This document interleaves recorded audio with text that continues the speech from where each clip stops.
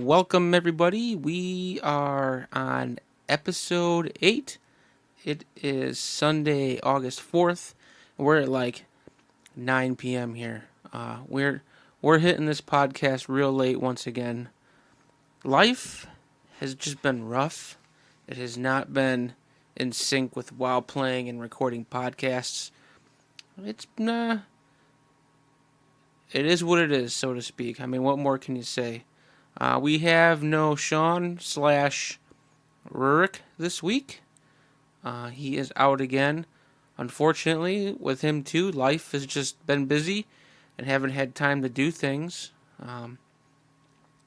So it's been another 2 weeks since our last podcast, and it's unfortunate because over this last 2 weeks, there's been a whole ton of stuff that's happened. Just news up the yin yang. I've been trying to cover it and write it all down, but I'm sure I'm gonna miss some things, but I'm gonna do my best and give it a go here. One thing that I do want to talk about is the content of this 8.2 patch itself. Some people find it fun. I actually kind of find it a little repetitive and boring.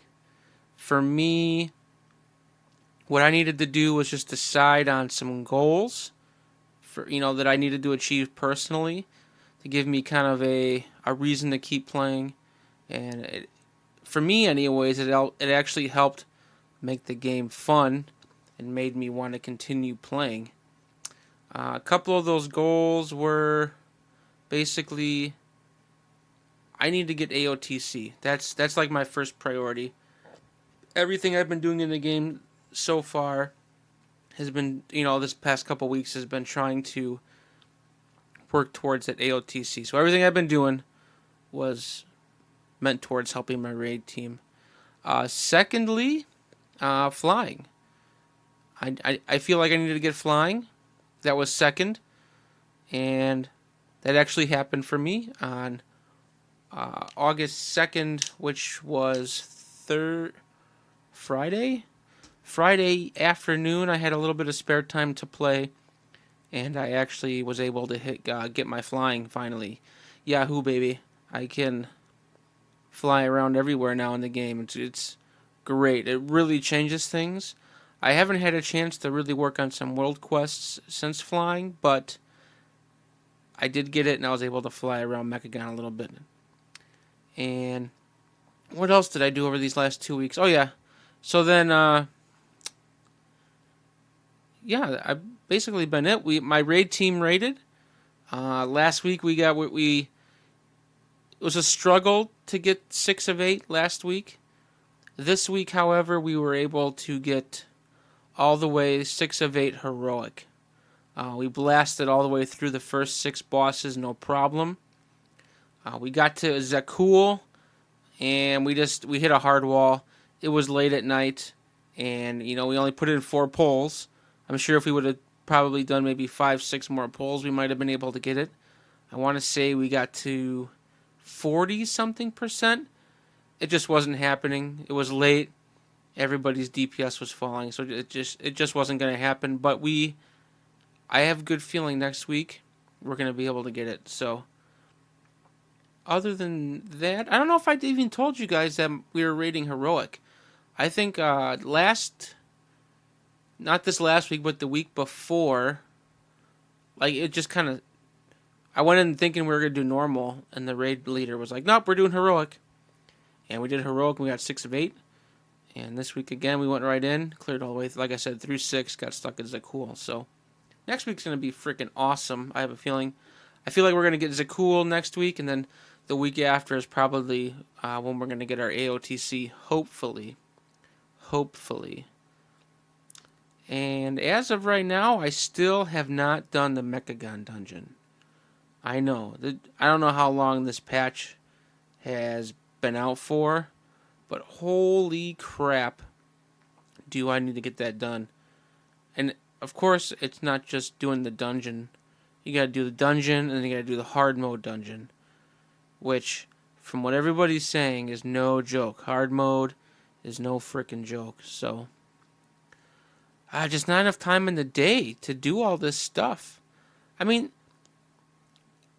all in all, this patch has a lot of content. Don't get me wrong.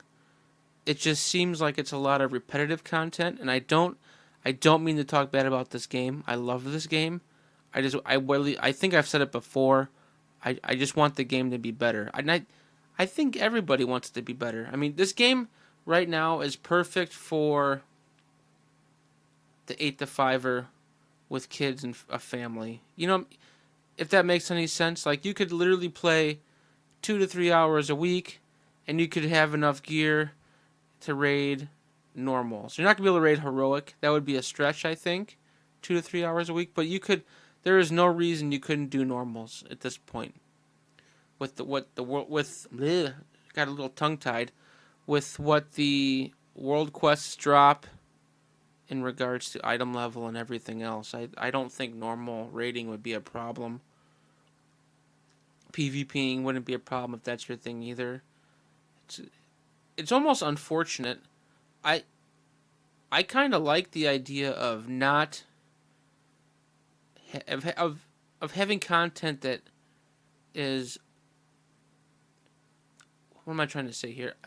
I like the idea of having content that's unbeatable, or like you just didn't have enough time to do it. I I like that. That gives you goals to reach for and all that kind of stuff. But now everything is just so watered down. Everybody can do everything. It's almost that whole everybody gets a trophy mentality. Um, Blizzard's doing it because I think that's what's best, so I can't fault them for that. I don't think it's going in the right direction, but soon enough we'll have two versions of the game to play. Classic is coming out. We're at like 20 days, 23 days. Today's what? The 4th, so we're at 22 days. Because I'm in the US, so I get it on the 26th. Yeah, buddy. Uh, it's great. I need classic. I need classic. And without further ado, I think that's about all that happened this last 2 weeks. A lot of news. We're gonna discuss that stuff now. So we're gonna get on.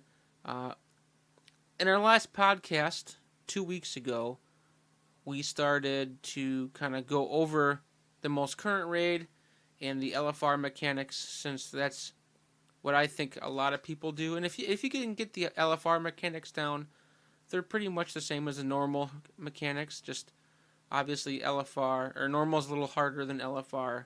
Heroic hits a little harder than normal, and then Mythic is its own demon. But so we decided that we were going to discuss each wing as they were released. Last week we didn't put on an episode, and last week we were supposed to talk about the Eternal Palace Wing 2. So we are going to start this week off with discussing Eternal Palace Wing 2. So after you complete Wing 1 of the Eternal Palace, after you finish Radiance of Ashara, you will then move on, kill whatever trash you have in between there, you'll then move on to Lady Ashvane. If you remember, Lady Ashvane was a character that you confronted because she was a traitor to the Borealis community and to the Proudmoore family, and you kind of ran her out of Borealis, and she kind of disappeared, but now we know where she's at. She was siding with Lady Ashara, Queen Ashara. Better get that right.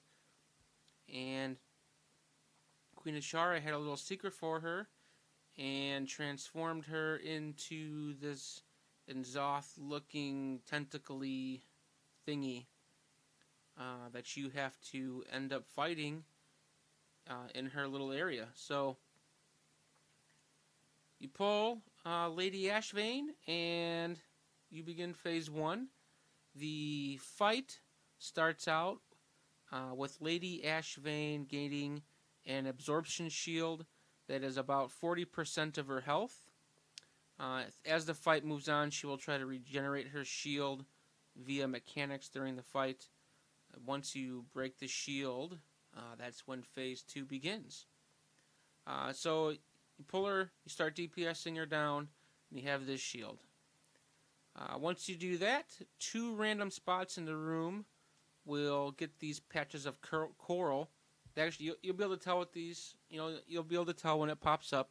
It looks exactly like coral, believe it or not. If you are within 10 yards of this coral, the coral will do damage to you. And also, if you are in the area when this coral spawns, it'll knock you back, and you'll take damage from that as well. Also, tanks need to keep Ashvanes about Lady Ash. Excuse me, man, got a rubber tongue today. Lady Ashvane needs to be tanked about 20 yards away from the coral. This coral spawns in the middle of the room or so, kind of like, you have like the very outer edge, and then you have like the next inner edge. It's somewhere in one of those inner edges. So basically, you want to tank this girl along the outside of the room, and then as we move on, we'll talk about the mechanics, but you'll end up moving her around either clockwise or counterclockwise. Once this coral is spawned, Lady Ashvane will stomp the ground, causing the coral that she just put out to spawn bubbles. The bubbles will move towards her. If the bubbles reach her, it will regenerate her shield 10% and do raid-wide damage. If a player comes in contact with the bubble, it will explode, dealing big raid-wide damage, and gives the player who touched it a waterlogged debuff, which is ticking damage. Players must soak these bubbles, but not get more than 2 or 3 stacks of waterlogged, because they'll just be taking too much damage. So basically, she's going to stomp. You see these bubbles pop out. Just maybe set up a soaking order or whatnot in group chat, just so players are aware of who's got to soak what. If you notice something's not getting soaked and you're able to do it, it might not be a bad idea for you to hop in there and take a soak. At this point, Ashvane will also start marking players with a blue swirly called Upsurge. It's very noticeable. You'll see it. It's going to spawn under you. If you get the swirly, just move out of the swirly, okay? Pretty simple. Ashvane will also mark 2 to 3 players with what is called Briny Bubble. Basically, a bubble will form around players, and players must stack within cleave range of the boss, so the melee players can cleave the bubbles off and cleave the boss at the same time. So basically, you can AoE these bubbles off the players and still get the boss. Players that have immune effects in anti-magic shells, cloak of shadows, aspect turtles, ice block, you guys can break those bubbles if you get them. So basically, you'll get a raid warning in your DBM. Basically, you want to get about a player's hitbox away from the boss on either, on the clear side, so it can be cleaved off of you. Lady Ashvane will also cleave the tank that has aggro. That cleave will do a ton of damage and give a stack that will cause 150% damage when you take damage. It'll be 150% instead of 100%. This effect can stack, which is, it ends up being a lot of damage. Basically, tanks want to taunt off each other to when these stacks drop off. So the first tank will taunt, he'll get a stack, they'll swap. As soon as the first tank's stack drops off, they'll swap again. So on and so forth. This smash will leave some coral on the ground that deals ticking damage if standing in it. On normal, and I'm assuming on LFR the patches despawn, heroic and up the patches stay for the entire fight. So basically, tanks should move the boss around the outside of the room while it drops the cut. That ability is called Cutting Coral. So basically, the tanks want to tank Ashvane along the outside of the room, and as she does this move to the tanks and it spawns that coral on the ground, You'll just kind of move her clockwise, right out of the corals, so on and so forth around the room. As this fight progresses, you're gonna be getting in LFR normal. I think it despawns, right? So you don't end up having too much on the ground, but on her, if you get into that heroic, it stays. So you end up going clockwise or counterclockwise around the outside of the room, and you just drop it there and just keep moving, keep moving, keep moving. Once you make a complete circle, you go to the next inner ring and just keep doing the same thing. Once Ashvane's shield comes off, phase 2 then begins. During this phase, all DPSers, man, you gotta go hard. Real hard. Because after 70, this is when the shield's down and you're actually getting her health. So you just gotta go hard and get that health down as best you can. After 70 seconds, the shield comes back. And the shield will be stronger each time it comes back. So this time, I don't know the exact percentages, but the first time it's 40% of the original total health. I think the second time it's somewhat like 50 or 60% of the original total health. So it just keeps getting bigger and bigger. Also, during this phase, Ashvane will randomly target players and deal damage. Basically, healers just need to keep everyone up. So she's going to target somebody, they're going to take a big hit. Healers, just do your job and heal some players. During phase 2, all of the phase 1 mechanics still apply. So just keep moving her around the room and everything else. The last part of the fight that makes it a little tougher is that Ashvane will mark 3 pairs of players. So she'll mark 6 people total.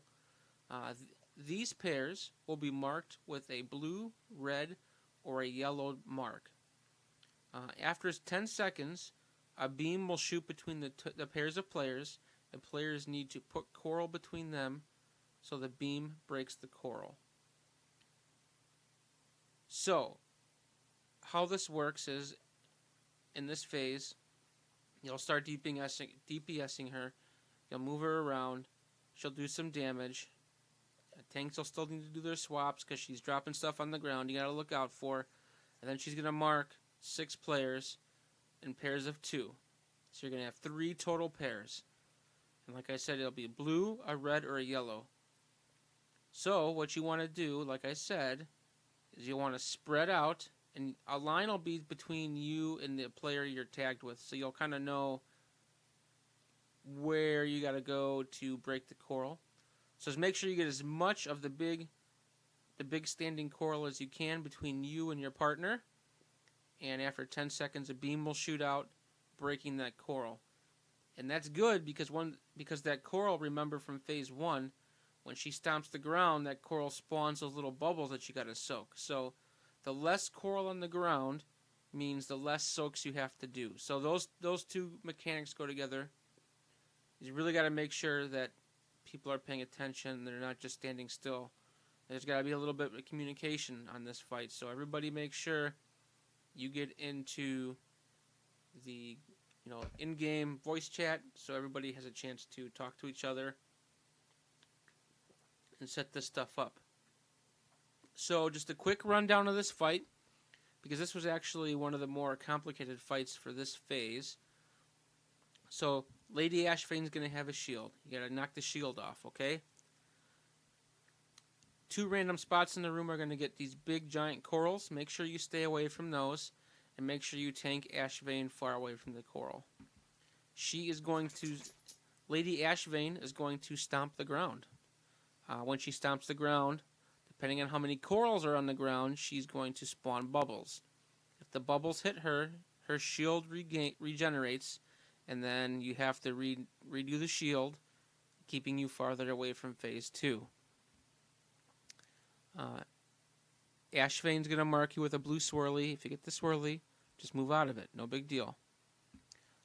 She's going to mark 2 to 3 players with Briny Bubble. Basically, a bubble will form around you.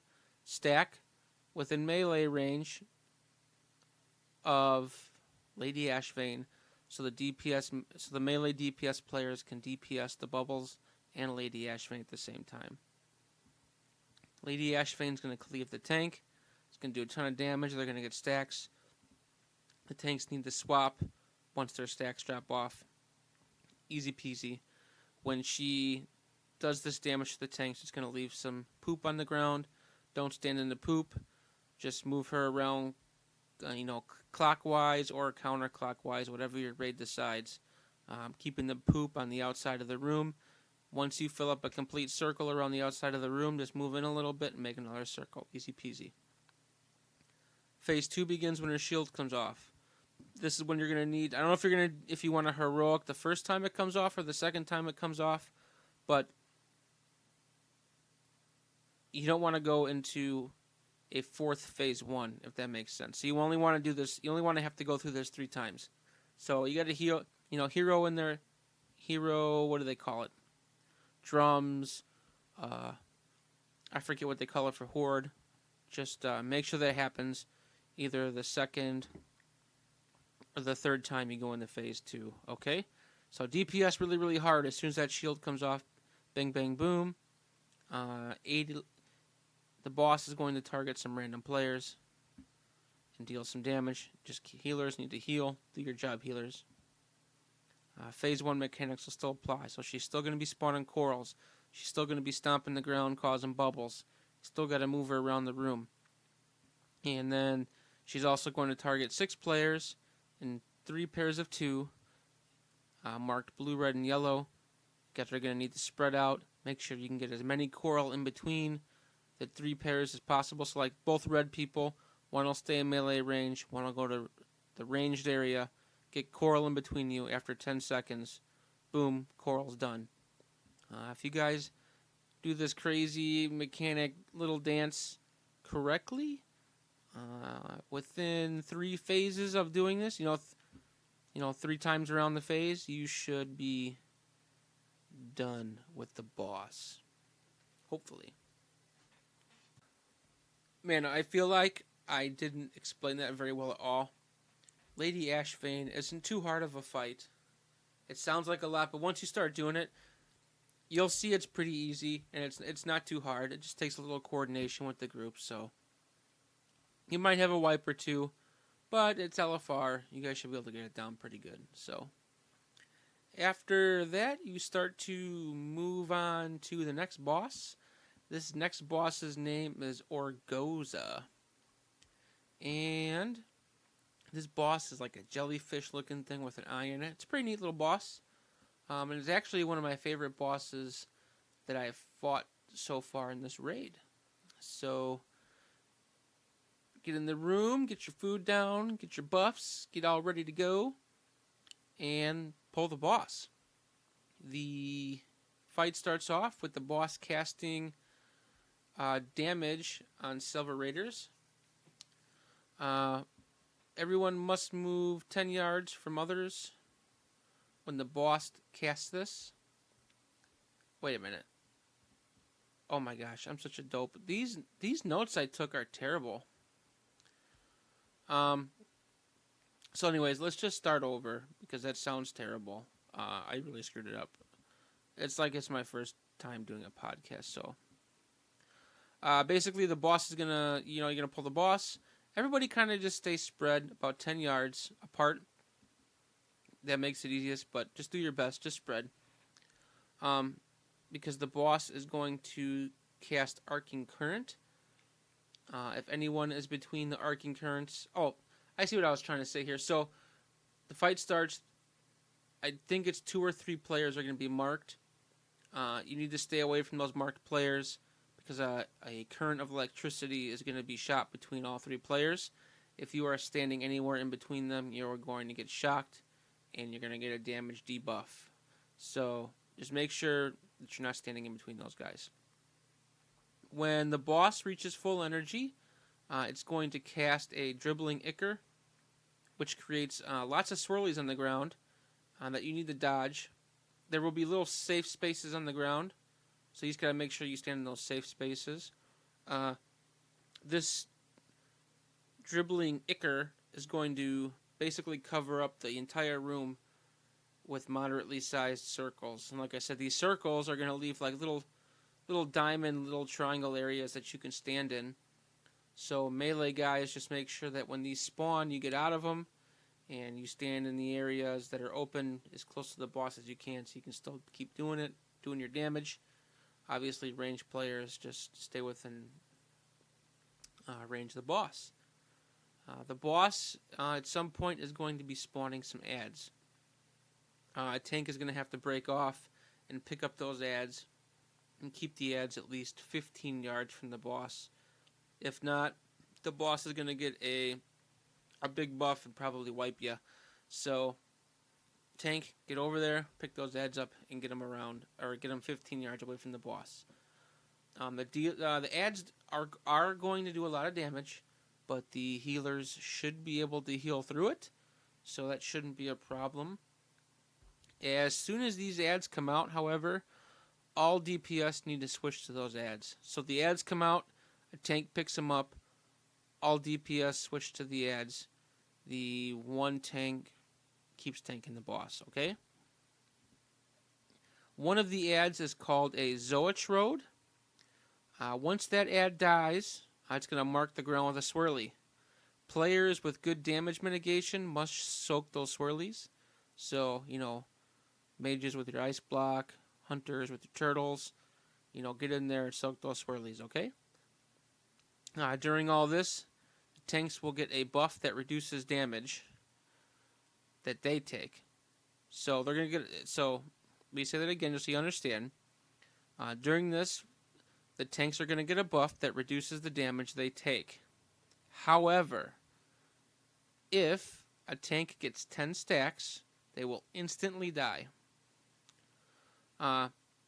If a tank has 5 stacks, they're able to soak those swirlies without having to use any cooldowns. So if you notice you have 5, you might want to do a tank swap and go soak some swirlies, okay? So never let yourself get to 10 stacks. If you're a tank, you got to keep swapping off. Like I said, tanks must taunt off when they get 5 stacks so they can soak the swirlies. If you do this correctly, and you damage the boss down enough, you will get an intermission phase. During this intermission phase, the boss breaks through the back wall and moves to a lower level. You then have to follow the boss and start going down this winding little path. Just when you're moving down the path, there's going to be some obstacles you have to avoid. Just make sure you avoid them. Easy peasy. There is a certain amount of time, I think, that you have to get to the bottom, but you should be able to get down there no problem. Just a big thing is don't hit the obstacles that are along the way because they're really going to slow you down and you're going to take damage. Once everybody gets to the bottom, the boss has to be silenced. And once the boss is silenced, Phase 2 begins. And it is the same as Phase 1. You just get a lot more ads, and the room is bigger. So if you're kind of out of place, you might have a little bit bigger of an area to run to when you get those dribbling ichors. Let's see. There's an ad that comes out that's called Myrmidon. It's going to pick a random player with and create a big swirly. Basically move to an open area so it doesn't hit your raid. So if you get a big swirly, move it out of the group. There's going to be some witches ads that my notes say witches. I don't remember the complete name, but I just refer to them as witches. If you got an interrupt, you're going to have to set up an interrupt group to interrupt those witches. And the tank that is responsible for picking up the ads is going to have to really make sure they pick up the Hulk ad. I'm sure it's got more a longer name than Hulk, but my notes say Hulk. And all the players are going to have to stack on him and get him down. That's priority. So if you get into Phase 2 after the intermission, and you kill the ads, and you kill the boss, and you don't stand in your dribbling ichors, bingo bango, you have killed... Oh gosh, I gotta pronounce this name. You have killed Orgoza. Pretty simple fight. I feel like this wing was actually... These two bosses are probably my two favorite bosses. Orgoza and Lady Ashvane so far. I really did enjoy those fights. This next fight, however, I don't enjoy whatsoever. But it is what it is. You can't like all the fights. So, you defeat Orgoza. You start moving to the next room. You kill your trash. You're going to wind up coming to the Queen's Court. You're going to have 2 Nagas in the room. And you're going to have Queen Azshara standing at on like a platform above the room, shouting things out. This is a 2-boss fight. They do have separate health pools, but the mechanics of the fight make it so you'll DPS them down relatively at the same pace, so at the end you can kill them at the same time. You pull them, keep them spread out. Basically, one tank takes Silavaz to one end of the room, and the other tank takes Pashmar to the other side of the room. Like I said, keep them spread, and they have to be killed within 15 seconds of each other. So, once the tanks pick up their players and move them to the right side of the room, all melees are going to stack on the Silvas. Gosh, these names are so hard to pronounce, it gives me tongue twisters. All melees are going to have to stack on the Silavaz boss, and all the range are going to go and kind of spread around Pashmar. So, we're going to talk about Silvaz first. Silvaz casts frenetic charges that need to be moved to the edge of the room and be stacked on. Once they are overcharged, they will leave pools on the ground. So, you're going to get these frenetic charges. You're going to have to move to the edge of the room. People are going to have to stack with you. And once the charge is over, and it's going to leave a pool on the ground. So, get out of it. At 100 energy, the boss casts Zealous Eruption. Basically, it's a big bubble around the boss. You want to move into the bubble. Everybody except the Pashmar tank. The Pashmar tank is going to continue to tank the boss on the other side of the room, okay? So now we are going to talk about Pashmar. Tanks are going to have to swap before they get 10 stacks. I'm not sure what these stacks are. As of the great podcaster I am, I didn't write down in my notes what these stacks were. So, basically, just keep a look on your bars. If you get 10 stacks of something, you took too many, make sure you swap before that. If you get Fanatical Verdict, you need to move away from others. Move away from Pashmar when she casts Violent Outburst, easy peasy. So if she casts Violent Outburst, get away. If you get Final Verdict, get away. She's going to cast Potent Sparks, which spawn little sparkies on the ground. They're like sparks, but I guess you could consider them ads because they take damage and you have to kill them. So when when Pashmar spawns these little sparks, there's 3 of them, and they're going to be one on either side of the room and one in the back of the room, I do believe. When they die, they do raid-wide damage. So what you want to do is you want to kill the first spark really, really fast. You want to get that down as fast as you can so the healers have a chance to heal you back up. Then you're going to kill the second spark. And you're just going to leave, you're going to get all healed back up. You're going to leave the third spark alone. And after a certain amount of time, that spark's going to despawn and cause raid-wide damage. So basically, you kill the first one really fast, heal. You kill the second one slow, heal. And you leave the third in the back of the room, heal. And that's pretty much most of the fight, right?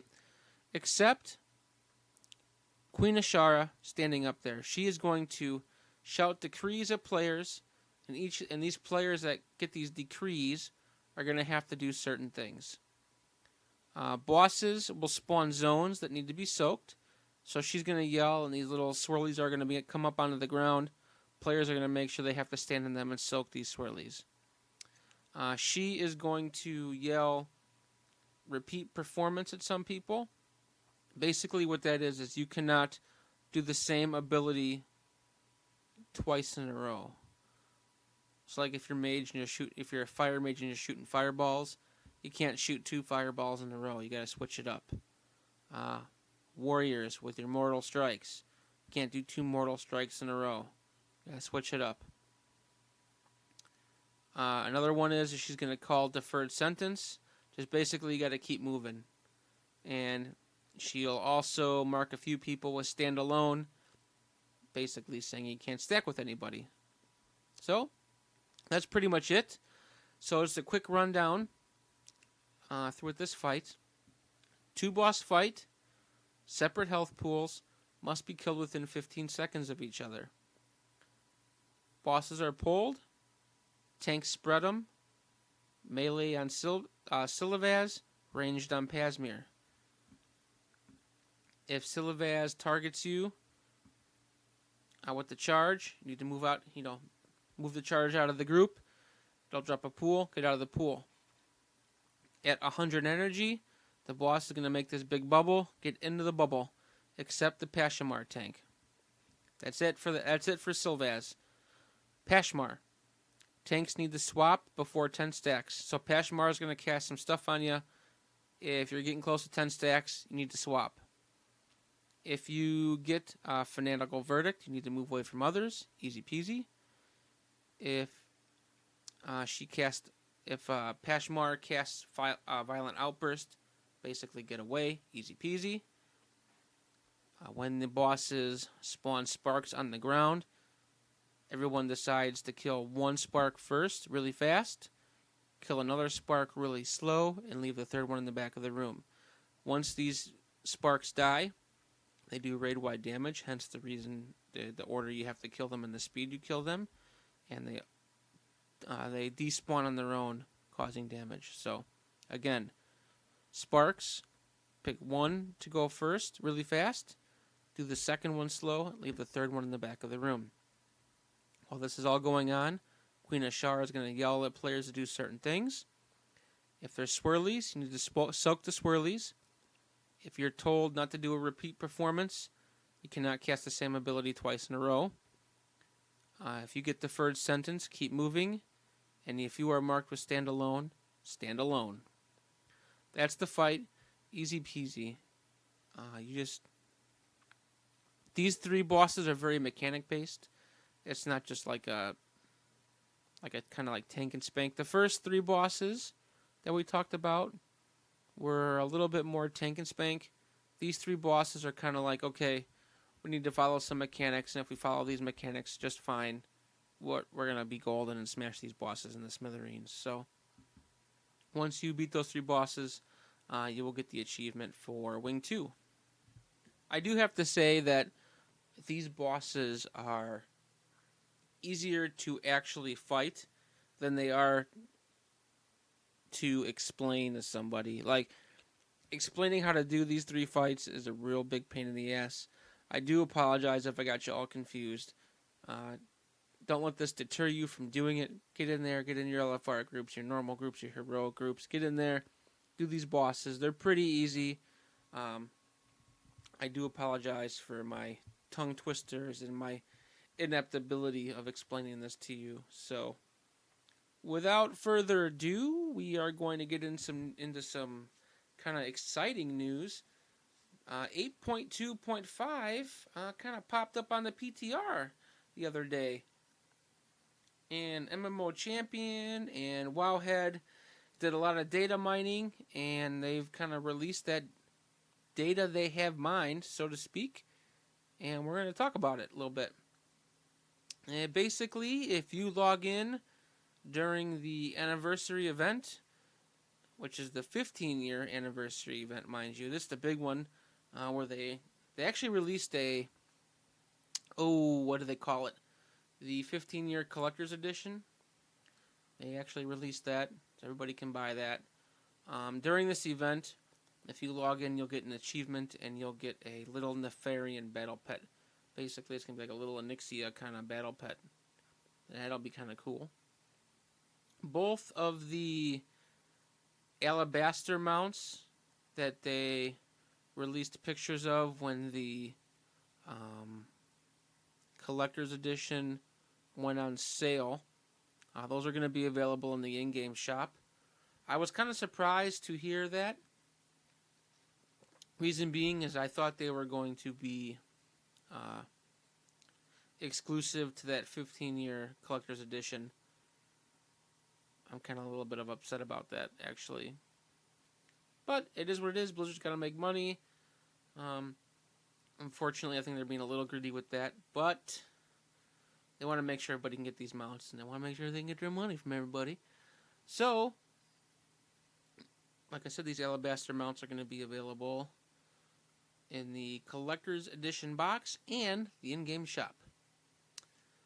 They also were able to data mine the addition of 3 limited-time raid wings that will let players fight bosses from the past expansions. And if you complete all 3 wings, you'll get here we go with those tongue twisters again. I apologize, guys. If you complete all 3 wings, you will get the Obsidian Worldbreaker mount. And I do believe that is the Deathwing mount. So, the first wing is called Chromie's Memory Burning Crusade. You will have to fight Kalthus Sunstrider, Lady Vaj, and Archimonde. I never fought these bosses in their prime, or when they were current. I didn't start playing till Kata. So, I am so stoked for this event. Like, you have no idea. Like, I can't wait for Classic, and I can't wait for this time walking event. It's going to be great. The second wing is called Chromie's Memory Wrath of the Lich King. The 3 bosses you will fight are Hagen the Unclean, Anubarak, and the Lich King. Oh, baby. These fights, that is going to be freaking amazing. And the last wing is called Chromie's Memory Cataclysm, where you will fight Cho'Gall, Nefarian, and good old Ragnaros. I did start playing in Kata, but I didn't know what I was doing. It was my first ever time playing an MMO, so I was just kind of leveling.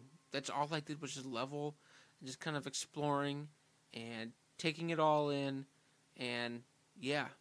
I didn't really start raiding on a regular basis until Mista Pandaria, and the guild I was in Mista Pandaria, we weren't very good, so we were never really doing like the most current content, and if we were, it was at a very low level. We weren't clearing content back then, unfortunately, and I really didn't start like raiding until Warlords of Draenor.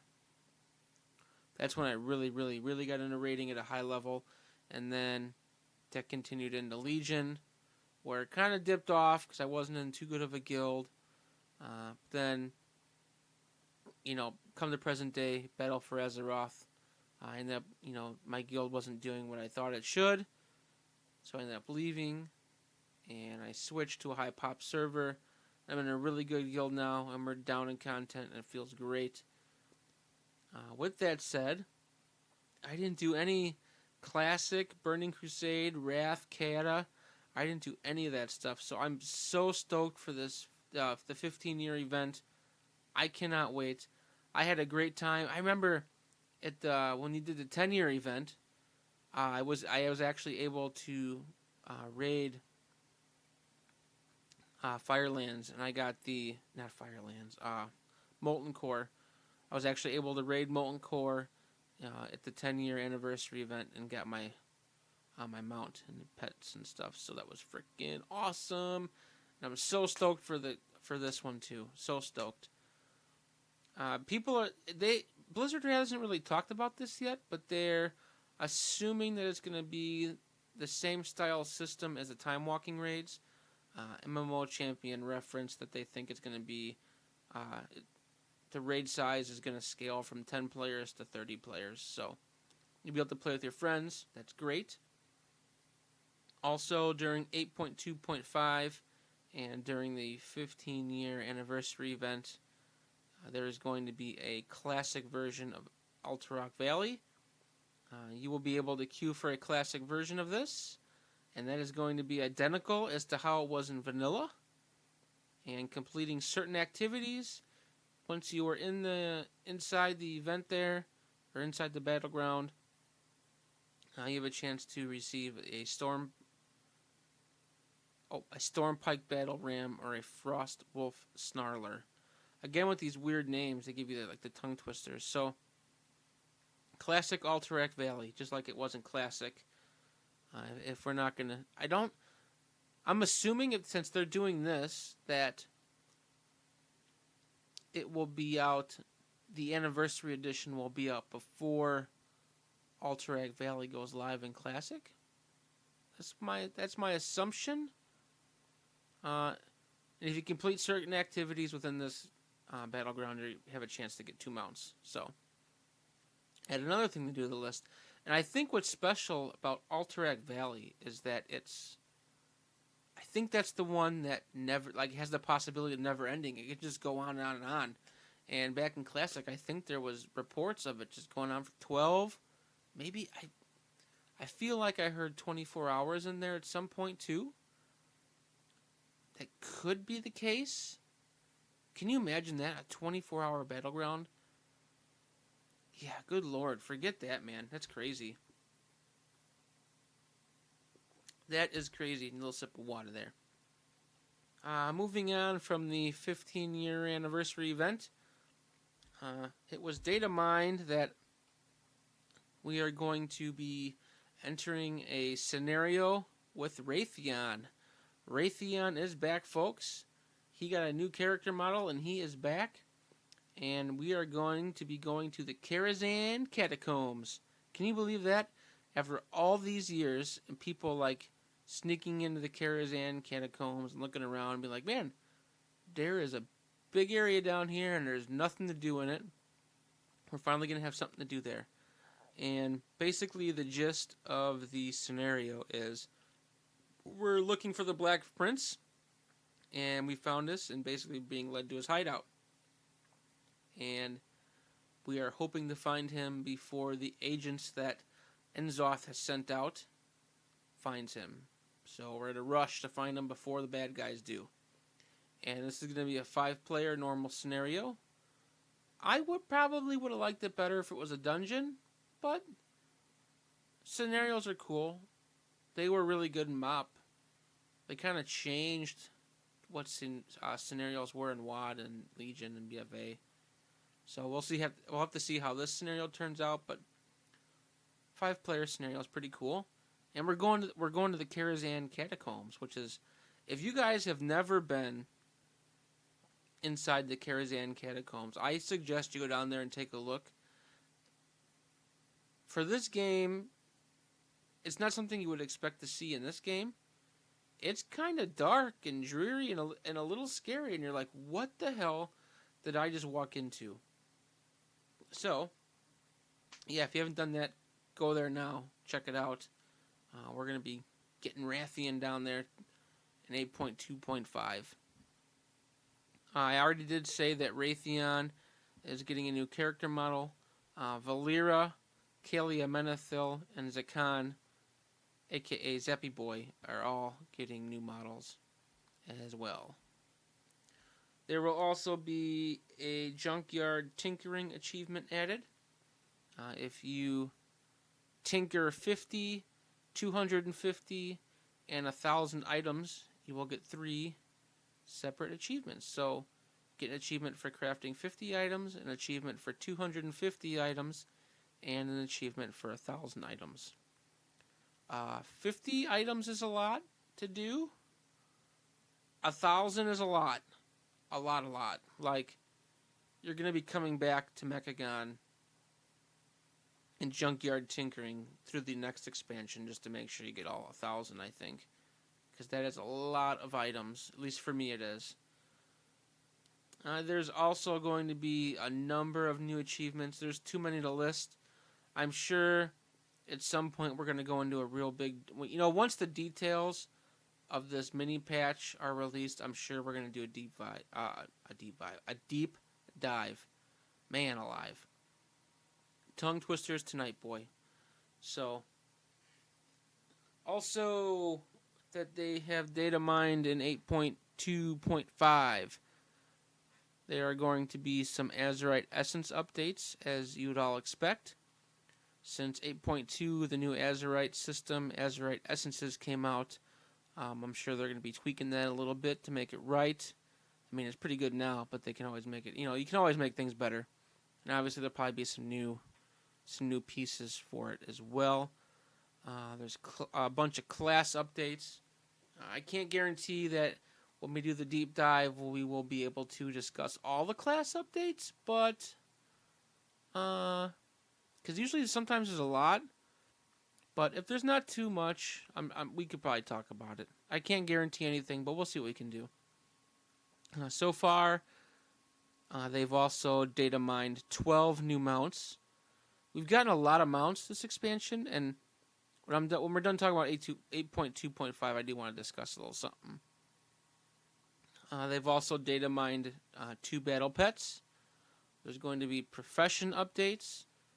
They have data mined that you're going to be able to use your phone number to log in or your email address. You're going to have that choice, either phone number or email address to log in.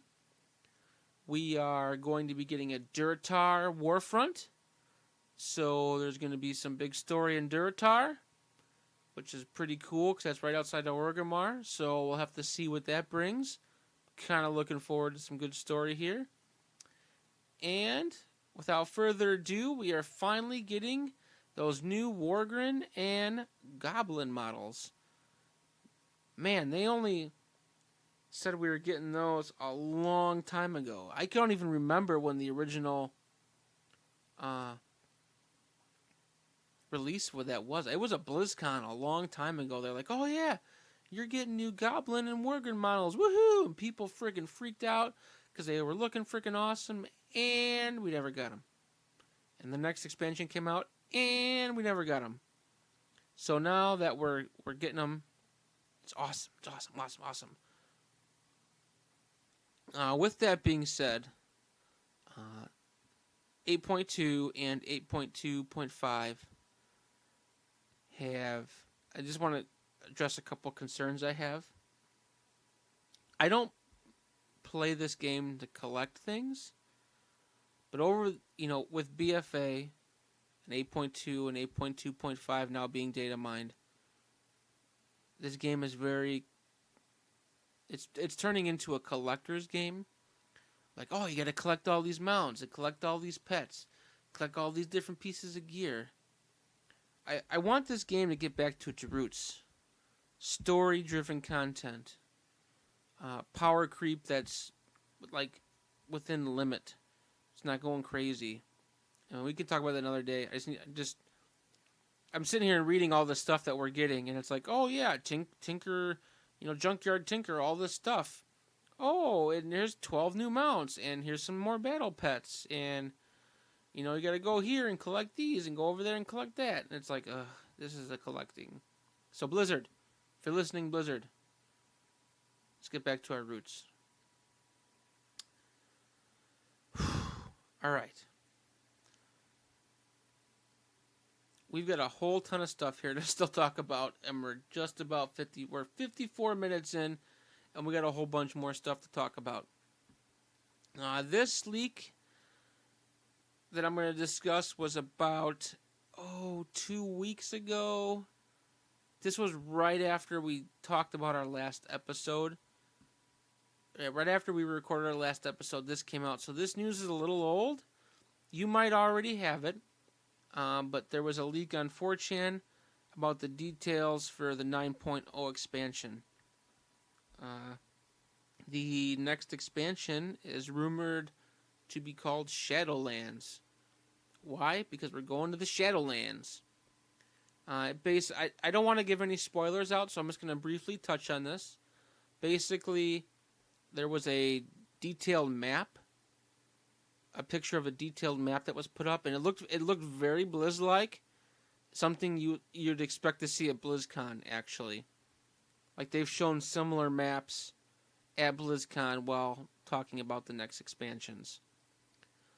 This person also gave a very detailed rundown of story lore and events that kind of coincides of what how Blizzard would tell a story. So I mean, if this isn't if this leak is real, it totally fits. And even if it's not real, whoever came up with this did a real good job of making it seem Blizzard like. So there was the map of the new zones, and on the map itself, there's actually the logo for the next expansion. The logo just looked just like something Blizzard would do. So basically, you had a map leak, a logo leak, and a lot of lore. Like I said, I don't want to get into the lore, but it's very on point to how Blizzard would tell the Warcraft story. So, I guess we'll kind of stay tuned and see what happens. I'm sure there's going to be tons of leaks before they announce the next expansion at BlizzCon. But until then, we're just going to have to see how things turn out and see if anything is the same or different from this leak. I love a good leak sometimes, as long as it's not. As long as it's crazy. It's weird to say, but I like a good leak as long as it's not too true, because I kind of like to see how things play out in real time. So without spoilers, basically. This past week, Blizzard announced that they are doing a World of Warcraft Classic pre-launch test. This test will be available to all players with a current and active subscription or game time in all regions. So, yeah, if you have an active subscription, they're going to be doing a pre-launch test. This test is going to be on Thursday, August 8th at 11 a.m. Pacific, 2 p.m. Eastern. And Blizzard has specifically asked that everyone log in and play as much as possible during the first 2 hours of the test. So today's Sunday, and on Thursday this week, everybody needs to get on, and we need to test it to make sure this shit works. So when August 26th come out, everything is fine, okay? Basically, Classic is ready for Blizzard has said that Classic is ready to install for everybody. So open up your launcher, go download Classic so you can play the game. And Blizzard has also stated that the specs required to play Classic are way less than BFA. So those of you, there might be a few of you out there that listen, I don't know, that have older computers and your doesn't really run BFA too well. You might want to give Classic a try, because your computer might be able to run it. So, I'll run down. August 8th, Blizzard's doing a pre-launch stress test. They want as many people playing as possible within the first 2 hours of the test. The game is ready for you to download and install now, so you are ready to go on August 8th. 11 a.m. Pacific time. Be there or be square. All right. And our last little segment, or our last little bit of news, however you want to look at it, Blizzard gave a Classic News interview with Eurogamer. Just going to talk about some highlights of this interview and some of the things that were said during the interview. The devs of Classic WoW were very impressed with the community and the love for the game and the passion that the players have for the game. Basically, they couldn't believe, the way I took it as, they couldn't believe how much people played the beta, knowing these characters were going to be wiped and you're never going to get to see them again. They were blown away pretty much. They did want to tell everybody that the server layering threshold was lower on the beta than it is going to be on launch, because they wanted to test everything and make sure it worked. With that, I don't know why they just didn't invite more players into the beta. Excuse me there. I don't know why they didn't invite more players into the beta. It seems to me that they would want, during the beta, they would want all their tech to be how it's supposed to be so they can test it. So turn everything on to their normals and invite a ton of people to play. That's just me. I'm not a game dev. I'm sure they have reasons for their reasons. It doesn't mean I have to like it, damn it.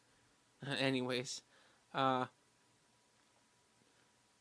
devs talked about, they actually had a lot of hunter changes that they were making. They felt that the hunter gameplay wasn't as accurate as it should be. Not just within combat, but also just kind of the way hunters moved around as well. From now until launch, basically the team is addressing and correcting all the bugs that were reported by the beta testers. I don't have a number in front of me to tell you, but I'm sure there was a ton of bugs reported by everybody that they are skimming through and making sure this game is 100% ready for us come August 26th. The goal is to avoid having login issues on launch day, per the devs. The team is making the best guesses that they can for launch day participation. They are prepared better than they were in 2004. They did also state that they are actually going to have a war room on launch day to address issues. So that statement there tells me that they're ready. They really have no idea how many people are going to play, and there's going to be issues, but they're going to have people there to address these issues.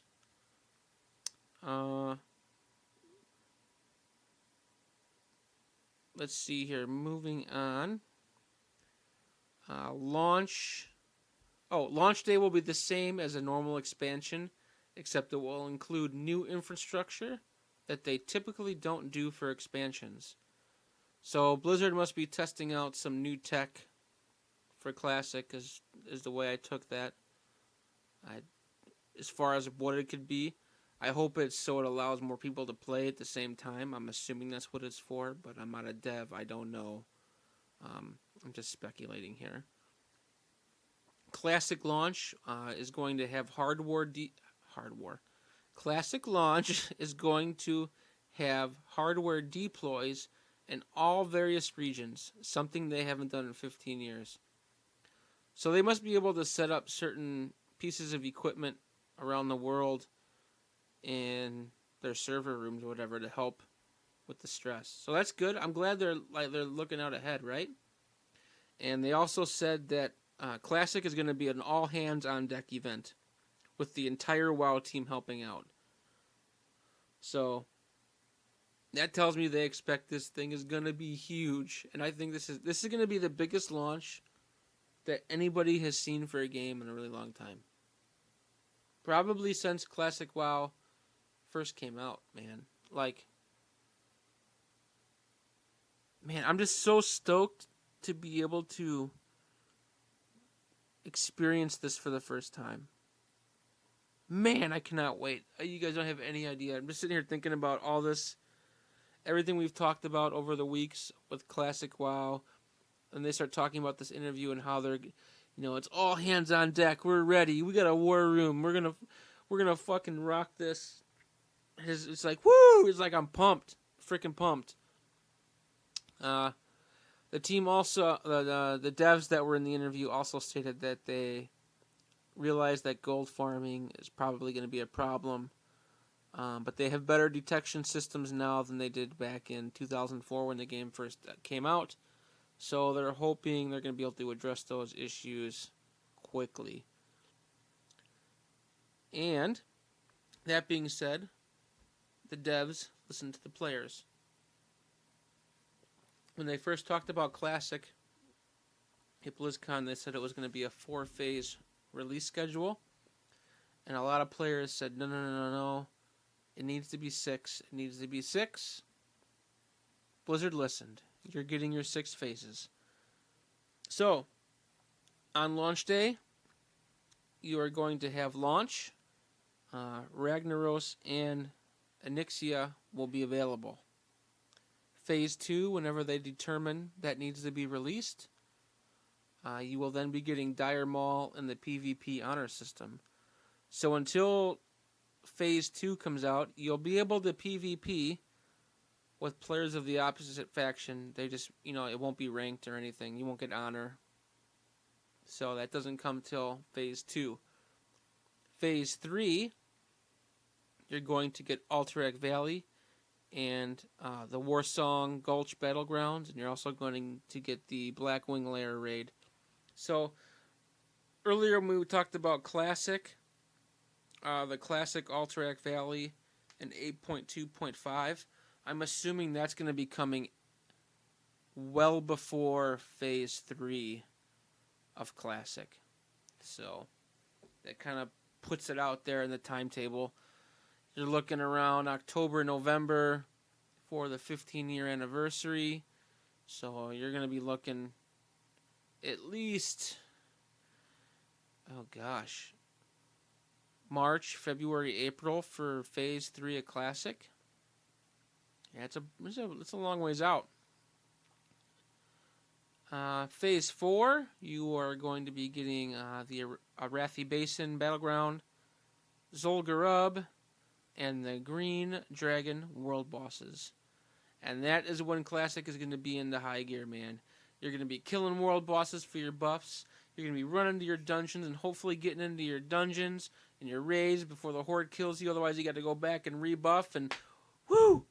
Man, it's crazy. It's going to be crazy. And then, after that, at some point, you're going to get Phase 5, which is going to be Ahn'Qiraj. And Phase 6 is going to be Naxxramas. Man. You just say all these words, and you're just like, oh man, I never got to experience this. This is going to be so great. I'm so pumped. You guys have no idea. I'm freaking stoked for this whole thing. The team stressed that they want to make this launch and Classic as authentic as possible to the original experience. And pretty much they are not ready to discuss the future. Basically because we are getting that future at BlizzCon. They're going to hit... So, this is how this is going to work in my mind, right? So we're getting Classic in August.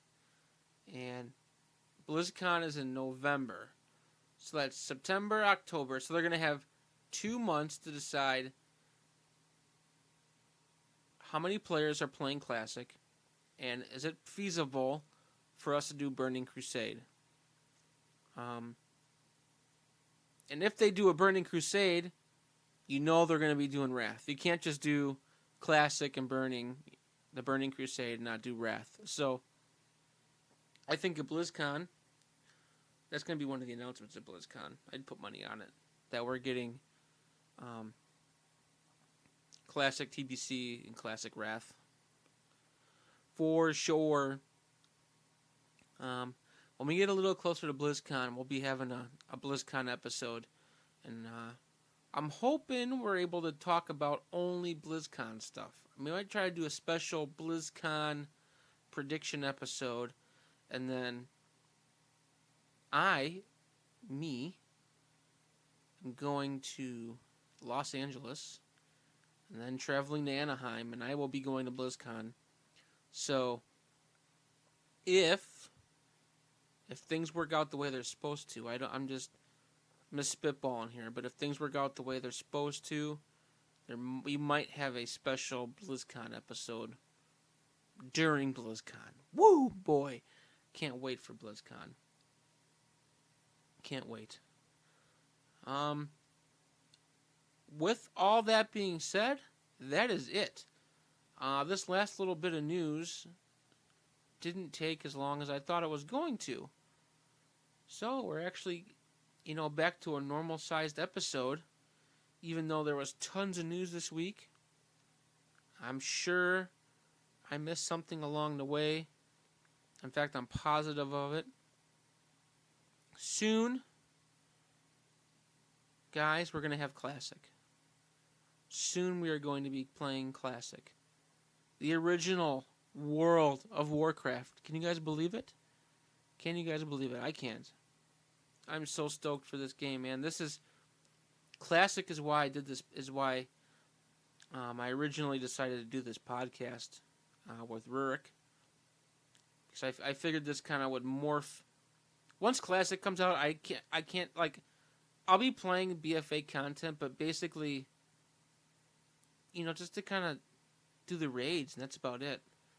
I'm gonna be putting a lot, the most amount of time I can in the classic, and I envision this podcast kind of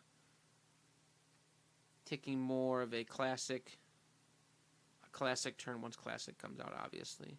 So, with that being said, I don't have anything else for the podcast. I didn't prepare our off-topic subject this week. I've just been too busy, so it looks like things are slowing down. I mean, summer's coming to an end, so things are going to be slowing down here pretty quick. So we will start getting back to our roots and doing some WoW news, and then we're going to have our one off-topic subject each week. So, anyways, guys, thanks for watching. It's time for the shameless plugs section, or the shameless plug segment, if you will. My name is Wayne. I can be found on Twitch at Wayne Dapane. That's WayneDapane. Wayne Dapane. I can also be found on Mixer these days. With Ninja switching over to Mixer, I figured I'd get over there and make an account just so I don't lose my name. Maybe stream over there a little bit from time to time. Maybe a little dual stream Mixer Twitchy. I can be found over there at Wayne Dapane as well. You can follow me on Instagram for all my nerdy gamer pictures at Wayne Dapane1, and also on Twitter at Wayne Dapane1. And I also have a YouTube channel. I don't have a custom URL, but if you search Wayne Dapane1, or Wayne Dapane for that matter, in YouTube, you'll find me. Those of you that listen for Rurik, you can find Rurik at Rurik Gaming on all platforms. Until next time, guys, I just want to say thank you. Enjoy your week. I will see you in Classic on August 8th. Can't wait. Take care, guys. Peace.